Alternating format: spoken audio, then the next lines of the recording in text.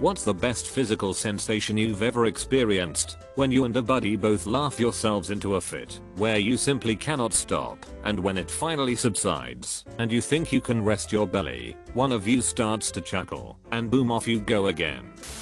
I got a horrible poison ivy rash while camping for a few days. That first scalding hot shower, after getting back home, hot water pressure right on the rash.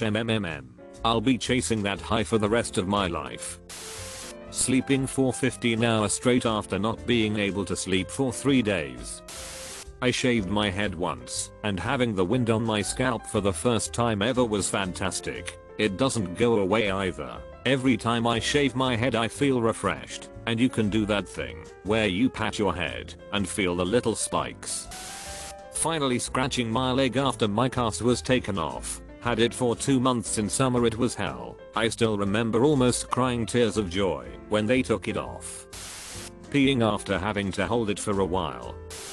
When your sinus has been blocked and it begins to clear, sometimes there's little pops, cracks, and one time a lengthy fizz. Feels amazing. I once had a massive enclosed sinus infection that couldn't drain due to a scar from busting up my face years before. It ended with me on the bathroom floor with a cluster headache the size of a planet, one eye half closed, and a pain like I'd never felt before. Pressing a pencil in a spot up my nose next to the sinus, that gave a little relief. When it gave way and ripped through the old scar, jello like muck drained out my nose and back of my throat, and the relief was intense. It felt like an instant hit codeine high. All of the pain faded away in under a minute, and I was just laughing at the bliss of it all. The pain came back because it was infected badly after all, but it was just a regular pain, and I had surgery to keep that sinus open later. Never had anything like those few minutes high before or since. I work nights at a restaurant sometimes. Some nights I come home and my wife and 4 kids all fall asleep watching TV. The two that fight the most up against each other, to have them all in one room, quiet, at peace, fills me with great joy. I just stand there and look at them. Usually someone wakes up then, because I'm fat and don't sneak well. Then the rest, like raptors, start popping up to see what I brought them home to eat. But I cherish those 10 or so seconds. Massage. It's so relaxing.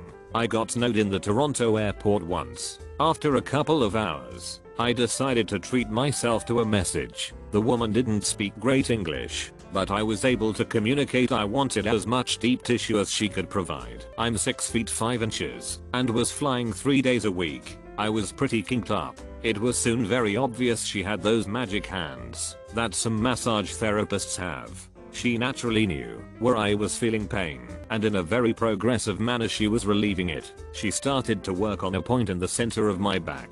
I wasn't aware of any pain in that area, but she had done such a great job. I didn't say anything. She was really pushing hard on one point, and there was this pop sound. She stepped back and quickly mumbled sorry. As I turned, I realized she had released my major feeling of pain 6 inches away in my shoulder blade. To say it was delightful doesn't do it justice. I got to the hotel and just wanted to sleep. I never understood reference pain until that minute. Because of the language barrier, she really couldn't explain to me how she knew that area needed attention. Even with perfect English, I think she just had an incredible ability to sense muscular problems. When my last dog visited me in a dream to let me know he loves me and is at peace, the vividness and feeling of euphoria in that dream are not even explainable in words. I watched my best friend, 31, die from a heart attack in the emergency room. I cried uncontrollably for a week straight. I was a complete wreck for months. One night I had a dream where he showed me around his new house, which was a beautiful mansion. He was so happy. I woke up relieved, as if a weight had been lifted. Thank you for sharing this. It reminded me of a really important dream I had. My mom had suddenly died in a motorcycle accident. I was 24 and in a very bad relationship and had a 6-month-old daughter, so things were tough for me, and then boom, my mom's dead. I had a dream that she survived the motorcycle accident and was bedridden and completely non-functional and miserable, and for some weird reason it helped me feel better about things. Thanks for reminding me of my dream with your comment. Last night I was laying in bed and kinda wiggling my hips to readjust my slightly herniated spinal disc. Well, I did something right, because I heard / felt this hollow clep sound back there, and felt instant relief. I can lift my knee almost to the height of my shoulder again.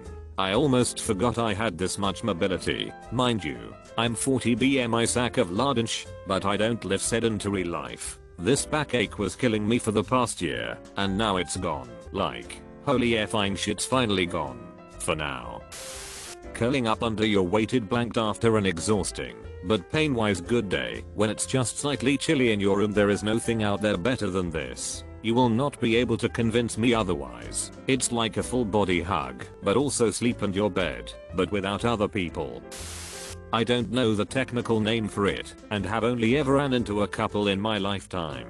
But basically imagine a metal whisk, and you cut off the bottom then cap all the point ends. Use this to massage your noggin, and it feels amazing. In the same vein, I'd go to a hairdresser weekly to get my hair shampooed by a pro, if it wouldn't come off so weird. When you're a kid and you play in the pool or in the ocean all day, and you come home and get a shower and go to your room and the air conditioning had been running, you've been playing all day and are exhausted, your skin is kind of tight from being in the sun and water, your eyes are tired from squinting, and you get in your nice cool bed and curl up and take a post-pool / beach nap. Amazing.